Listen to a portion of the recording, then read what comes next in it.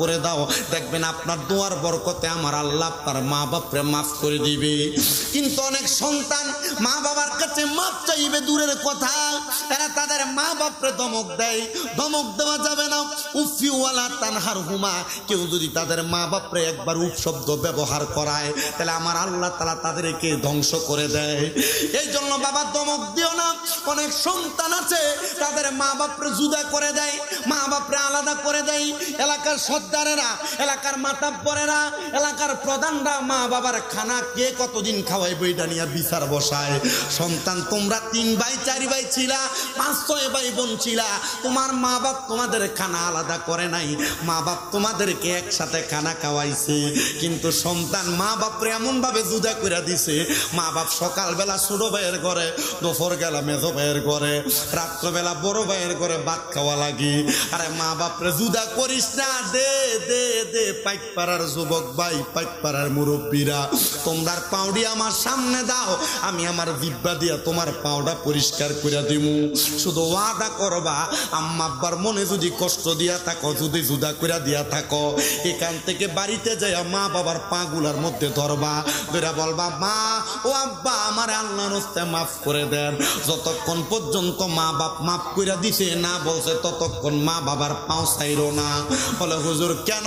কারণ মা বাপ যদি তোমারে মাফ না করে আমার আল্লাহ তোমারে মাফ করবে না।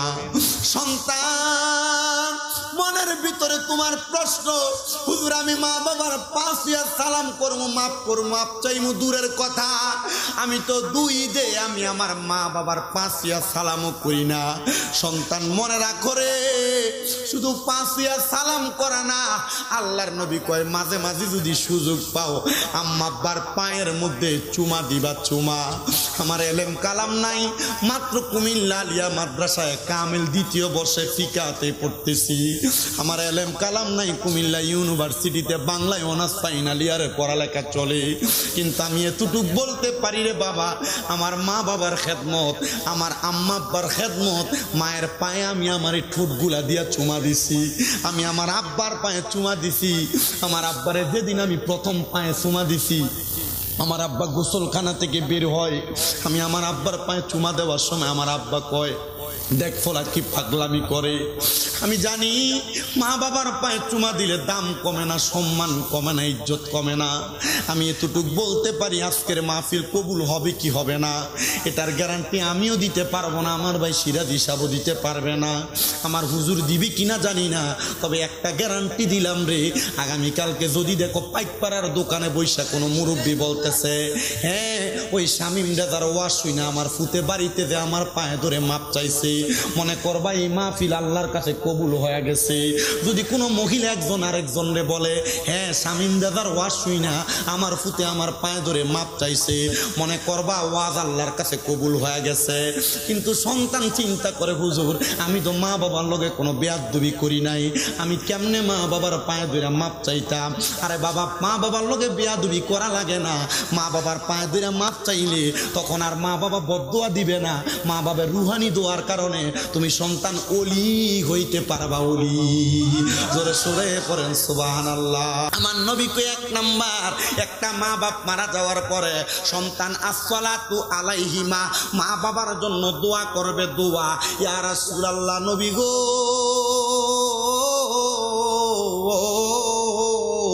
দোয়া তো করতাম পারি না, আমরার এলাকার একজাত মৌলবী দোয়া করার বেদাত ফতুয়া দেয়। কি কথা নাই কেন? আল্লাহর নবীর হাদিস, নবী আমার বলেন দোয়া করা বেদাত না, বেদাত না। ইয়া রাসূলুল্লাহ কেন বেদাত না? আল্লাহর নবী ডাক দিয়া কই ইজা সাল্লাইতুম আলাল মাইয়িতি ফাখলিসু লাহু দুআ। এ মৌলবী সাহেবেরা জানাজার নামাজের পরে যে লাশ লইয়া দৌড়াদৌড়ি করো, জায়েজ নাই আর বেদাত বইলা বইলা ফতোয়া দাও, জানাজার পরে দোয়া নাই, এই কথাগুলা বলার দরকার নাই। মন চাইলে দোয়া করবা, না চাইলে তুমি বিরত থাকবা, যারা করে তাদেরকে করার সুযোগ দিবা। আল্লাহর নবী কয় ইজা যখন সাল্লাইতুম তোমরা নামাজ আদায় করো আলাল মাইয়িতি মৃত ব্যক্তির জন্য ফাখলিসু লাহুদ দোয়া, অতঃপর তার জন্য তোমরা দোয়া করো। নবী তো কয় নাই মাটি দেওয়ার পরে দোয়া করতে, আমার নবী কয় জানাজার নামাজ পড়ার পরে দোয়া করতে। এবার বলেন আব্বারা, আমরা দোয়া করার দরকার আছে না না? কেউ বললেন বেদাত, আপনি বেদাত মানবেন? আর দোয়া মুখুল ইবাদত, দোয়া ইবাদতের মূল, ইবাদতের মুখোশ। আপনি যে জানাজা পড়ছেন ইবাদতের উদ্দেশ্য করেন নাই, কারণ জানাজার নামাজ পড়লে 1 কেরাত সওয়াব। 1 কেরাত মানে একটা উহুদ পাহাড় যত বড়। উহুদ পাহাড় কত বড়? 7.5 কিলোমিটার লম্বা। উহুদ পাহাড় কত বড়? 7.5 কিলোমিটার লম্বা। চিন্তা করছেন? আর এই উহুদ পাহাড়ের একটা বড় কারামত কি জানেন? এটা কিয়ামতের পূর্বে পুরাটা উহুদ পাহাড় শূন্য হয়ে যাবে। কত বড় উহুদ পাহাড়! ওই পাহাড়ের কাছে যে দেখলাম রাহমাতুল্লিল আলামিন নবীর দাঁত মোবারক শহীদ হয়েছিল না, ওই উহুদ পাহাড়ের একবার ফাঁকা একটা জায়গা, আমি তাকিয়ে রইলাম। আপনারা শুধু আমার লাগে দোয়া করেন, আমি যেন মরার আগে বারবার যাইতে পারি, যেন বারবার যাইতে পারি, বারবার যাইতে পারি। মক্কা মদিনা এমন অলৌকিক কিছু জায়গা আছে যা দেখলে আপনার কাছে মনে হবে, মনে হয় রাহমাতুল্লিল আলামিন নবীজি মনে হয় এখান থেকে অল্প কিছুক্ষণ আগে গেছে, এমন মনে হবে আপনার কাছে। অবাক করা বিষয়। তাহলে সন্তানের মা বাপ মারা যাওয়ার পরে 1 নাম্বার দায়িত্ব কি করা? কথা কইন না আপনারা, কি করা? আপনারা দোয়া করবেন নি বাবা, এই দোয়াটা করবেন, বেদাত বললে মানবেন না। 2 নাম্বার, আল্লাহর নবী কয় অল ইস্তেগফারু লাহুমা, আম্মা আব্বার জন্য ক্ষমা প্রার্থনা করা। ও বাবা জানতে চাই, মা বাপ মারা যাওয়ার পর 7 দিনের দিন, 9 দিনের দিন, 15 দিনের দিন, 40 দিনের দিন, 1 বছর পরে, বছর পরে সন্তান মা বাপের লেগে কোরআন খতম পড়ায়। আপনাদের দিকে পড়ায়নি? কিন্তু বেদাতের ফতুয়া চালু হইতে হইতে মানুষের মগজ তার ধোলাই করতেছে। আব্বা মগজ ধোলাই হইতে দিও না, কোরআন খতম করানো বন্ধ করো না। মৌলভী সাহেবরা কয় যে কোরআন শরীফ পড়ে তার আমল নামায় সওয়াব হবে, মৃত ব্যক্তির কি লাভ হবে? মৌলভী বোঝে না, কোরআন খতম কইরা দোয়া যখন করবে, দোয়াটা বকশিস করব যে পড়ায় তার মা বাবার জন্য। বাজানো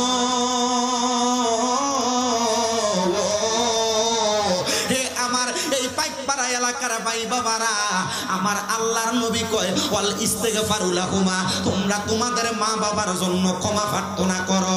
হুজুর আমি পারি না, তাহলে আমি মসজিদের ইমাম দিয়া কোরআন খতম পড়াই, মাদ্রাসার ছাত্র দিয়া কোরআন খতম পড়াই। আমার পর্দার অন্তরালের পাইকপাড়া এলাকার মা বোনেরা গো, নামাজ যখন পড়বা, রোজা যখন রাখবা, হজ যাকাত দান সদকা যখন করবা, কোরআন যখন পড়বা, শুধু রাব্বির হামহুমা কামা রাব্বায়ানি সগীরা বলে আমার আল্লাহর কাছে হাতটা বাড়াইয়া দিবা। আমার আল্লাহ কয় বান্দা, কোন বান্দা যখন তার মার জন্য আর বাবার জন্য চোখের মণিকোটার মধ্যে একটা মাছির মাথা পরিমাণ পানি চাইরা কান্দে, ওই পানি মাটিতে পড়ার আগে আমি আল্লাহ তার মা বাবার জীবনের গুনাহ মাফ কইরা দে। আরে আল্লাহর পরে নবী আমার, আল্লাহর পরে নবী আমার, তারপরে মা জননী, মাঝে আমার নয়নের মনি, কন্যা মাঝে আমার নেরে মনি। বলেন আল্লাহর পরে নবী আমার, আল্লাহর পরে নবী আমার, তারপরে মা জননী, মাঝে আমার নয়নের মনি, কন্যা মাঝে আমার নয়নের মনি। সাহাবাই কেরাম ডাক দিয়া কয় নবী গো, তাহলে মা বাবার জন্য ক্ষমা প্রার্থনা করা, ইয়া রাসূলুল্লাহ, এরপরে কি আপনি বলেন না? আমার নবী কয় 3 নাম্বার ওয়া ইনফাজু আহাদিহিমা। নবী গো এটার মানে কি? আমার নবী কয় মা বাবার ওয়াদা পূরণ করা। ভাইও এলাকার মধ্যে বহুত খবর দেখা যায়, নিউজ দেখা যায় ফেসবুকে, বাবা মারা গেছে, কিছুদিন আগে সোশ্যাল মিডিয়ার খবর, বাবা মারা গেছে এভাবে বসায়া, মৃত বাবার হাত থেকে এভাবে স্টেপ থেকে সিগনেচার দেখছেন, দেখছো না তোমরা? মা বাপ মারা যাওয়ার আগে সন্তান মা বাবার জায়গা নিয়ে ভাগাভাগি করো, মারা যাওয়ার পরে 7 দিনও যায় নাই জায়গা ভাগাভাগি করো, মারা যাওয়ার 7 দিনও যায় নাই মা বাবার জামা কাপড় ভাগাভাগি করো, মা বাবার সম্পদ ভাগাভাগি করো, আল্লাহর দোহাই তোমার কাছে মাফ চাই। যদি মা বাবার কবরের আযাব মাফ করাইতে চাও, আম্মা আব্বা কখন কোন জায়গায় কোন ওয়াদা করছে, মা বাবার জায়গা জমি ভাগাভাগি না কইরা আম্মা আব্বার ওয়াদা মোতাবেক আগে আম্মা আব্বার ওয়াদাগুলা পূরণ করবা। বাপে যদি কোনো জায়গায় ঋণ লাগাইয়া থাকে, সন্তান হিসেবে তোমার দায়িত্ব ঋণ পরিশোধ করা। বলে হুজুর আমার আব্বা তো কোনো সম্পদ ওই রাইখা যায় নাই, তো আমি আব্বার ঋণটা পরিশোধ করাম।